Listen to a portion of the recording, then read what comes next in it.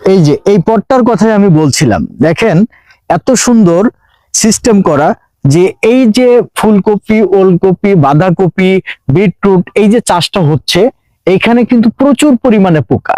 যেমন আশপাশে এই যে বিল আছে, তারপরে হচ্ছে প্রচুর গাছ আছে, আবর্জনা আছে। এই আবর্জনা, গাছ, বিলের যে পোকাগুলা, এই পোকাগুলা যাতে এই যে সবজি, এই সবজিতে না বসতে পারে, এই কারণেই হচ্ছে এই যে এই জিনিসটা দিয়া।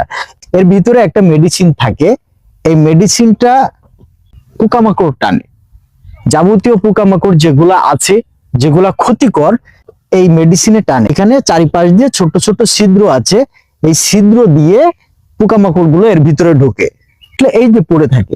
দেখেন এই যে পোকা, দারুণ একটা সিস্টেম, ডিজিটাল সিস্টেম, ভালোই লাগছে কিন্তু দেখতে।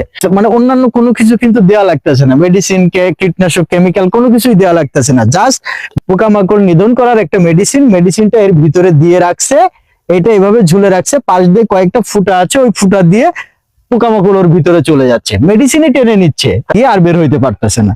এই যে দেখেন পোকামাকড় গুলা, ওয়াও।